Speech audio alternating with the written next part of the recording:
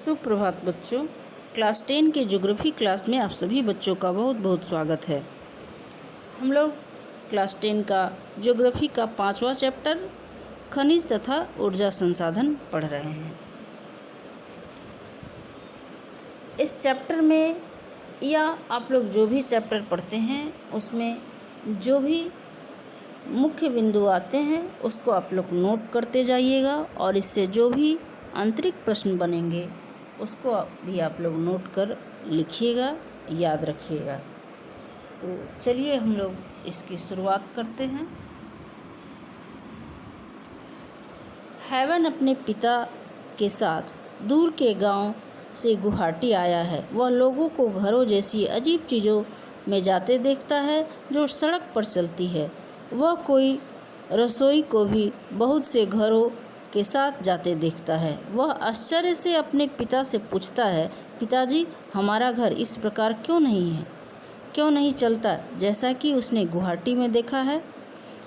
उसके पिता ने बताया, यह घर नहीं है, ये बसें व गाड़ियाँ हैं।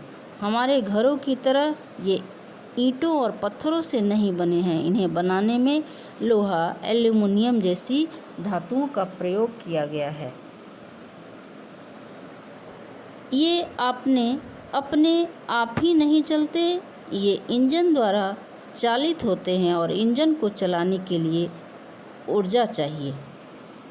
तो इसमें कुछ खास बातें नहीं बताई गई है, बस ये बताया गया है कि हमारे रोज़मर्रा की ज़िंदगी में खनिज संसाधनों का, ऊर्जा संसाधनों का हम लोग किस प्रकार प्रयोग करते हैं।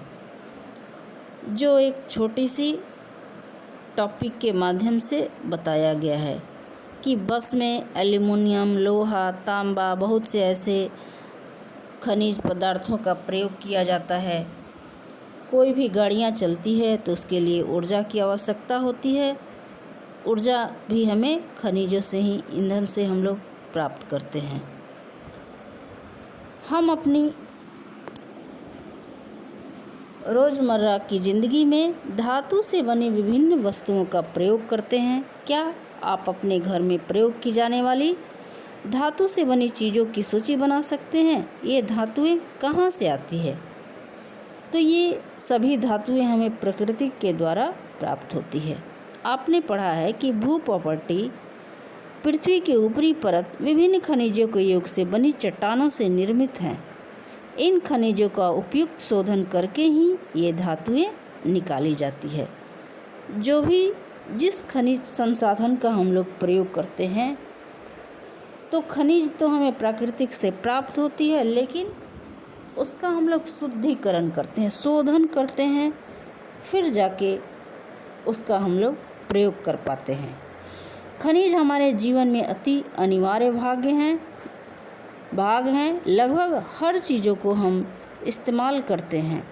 एक छोटी सुई से लेकर बड़ी इमारत तक या फिर एक बड़ा जहाज आदि सभी खनिजों से बने होते हैं। रेलवे लाइन, सड़क के पत्थर, हमारे औजार तथा मशीनें, ये सभी खनिजों से बने होते हैं। कारें, बसें, रेलगाड़ियाँ, हवाई जहाज सभी खनिजों से निर्मित हैं और धरती से प्राप्त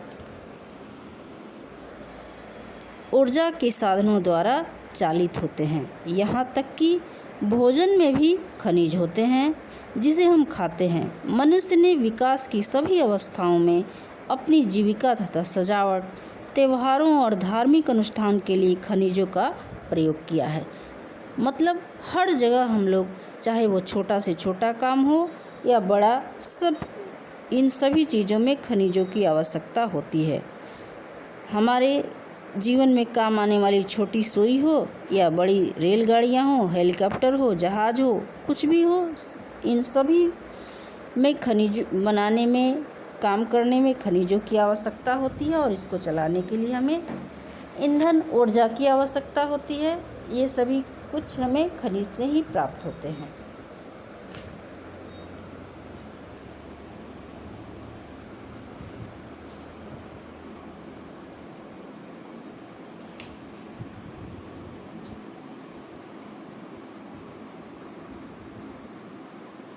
खनिज व दंत मंजन से एक उज्जवल मुस्कान।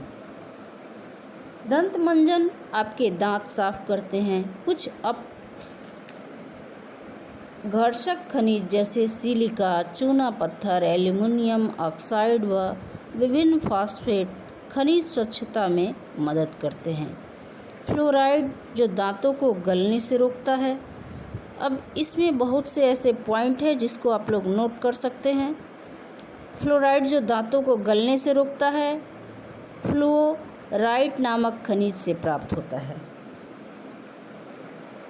अधिकतर दंत मंजन टाइटेनियम ऑक्साइड जो सफ़ेद बनाए जाते हैं, जो कि र्यूटाइल, लिल्मेनाइट और तथा एंटाटेज नामक खनिजों से प्राप्त होते हैं। कुछ दंत मंजन जो चमक प्रदान करते हैं, उनका कारण अब्रक है।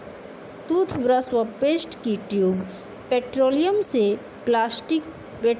से प्राप्त प्लास्टिक से बनी होती है। अब यह बताइए कि ये खनिज कहाँ पाए जाते हैं।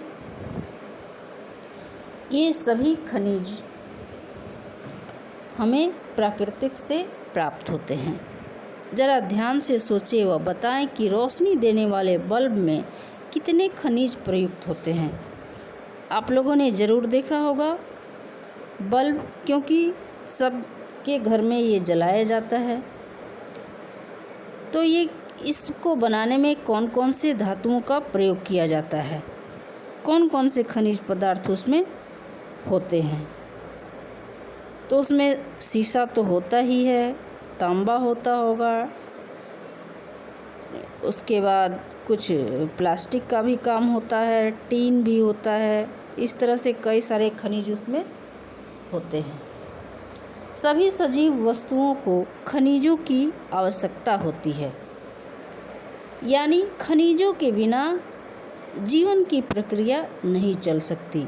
यद्यपि हमारे कुल पौष्टिक उपभोग का केवल 0.3% भाग ही खनिज है, तथापि इतने महत्वपूर्ण और गुणकारी हैं कि इसके बिना हम 99.7% भोज्य पदार्थों का उपयोग करने में असमर्थ होंगे। अब भोजन जो हम लोग भोज्य पदार्थ लेते हैं, जो 99.7% है, अगर उसमें 0.3% भाग खनिज का नहीं होगा तो हमारे लिए गुणकारी नहीं होंगे, वो हमारे लिए महत्वपूर्ण नहीं होंगे, उसका कोई लाभ हमें नहीं मिलेगा।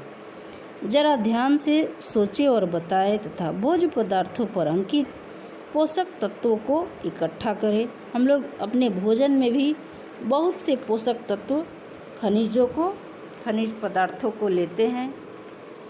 ऐसे हम लोग बहुत से खाद्य पदार्थ खाते हैं जिसमें किसी में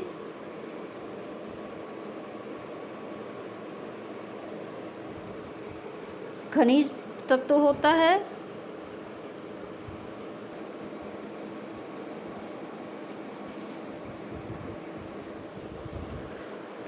खनिज क्या है? भूवैज्ञानिकों के अनुसार खनिज एक प्राकृतिक रूप से विद्यमान समरूप तत्व है जिसकी एक निश्चित आंतरिक संरचना होती है। ये खनिज की परिभाषा है, आप लोग इसको ज़रूर याद कर लीजिएगा। खनिज प्रकृति में प्रत्येक रूपों में पाए जाते हैं, जिसमें कठोर हीरा, नरम चूना तक सम्मिलित है। खनिज इतने विविध क्यों हैं?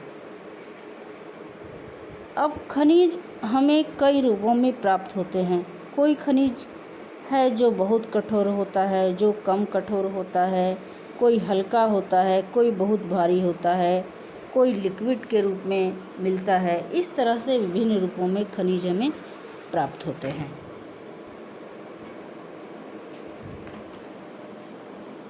आप चट्टानों के विषय में पहले भी पढ़ चुके हैं कि चट्टानें खनिजों के समरूप तत्वों के यौगिक हैं।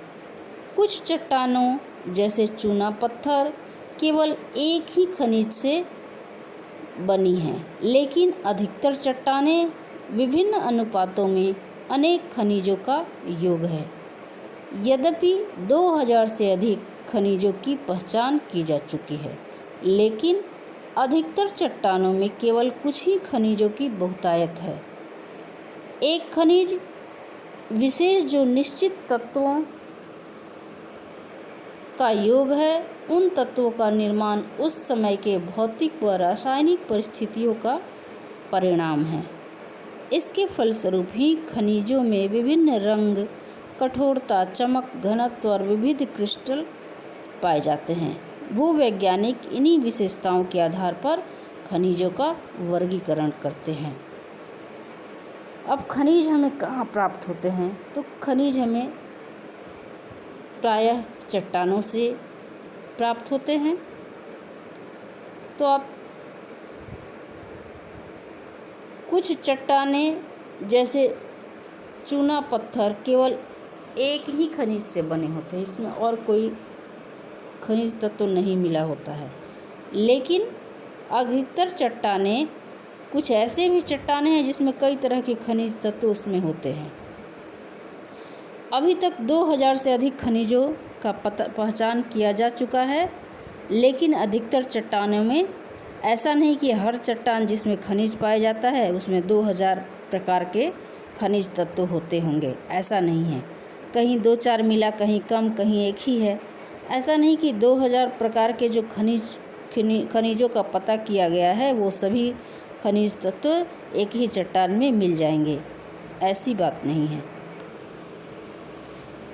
लेकिन अधिकतर चट्टानों में केवल कुछ ही खनिजों की बहुतायत होती है। ऐसे बहुत से चट्टान हैं जहाँ कुछ ही खनिज मिलते हैं लेकिन अधिक मात्रा में मिलते हैं। एक खनिज विशेष जो निश्चित तत्वों का योग होता है, उन तत्वों का निर्माण उस समय के भौतिक, रासायनिक और परिस्थितियों के परिणाम स्वरूप किसमें क्या क्या होगा, कितने प्रकार के खनिज कहाँ, तो इसके लिए उस समय की भौतिक परिस्थिति, रासायनिक परिस्थिति क्या हुई होगी, इसी के परिणाम स्वरूप ऐसा होता है। इसके फलस्वरूप ही खनिजों के विविध रंग, कठोरता, चमक और घनत्व तथा विविध क्रिस्टल पाए जाते हैं। भूवैज्ञानिक जो होते हैं, जो खनिजों का पता करते हैं, जिसका जो सर्वेक्षण करते हैं, इन्हीं विशेषताओं के आधार पर वो खनिजों का वर्गीकरण करते हैं।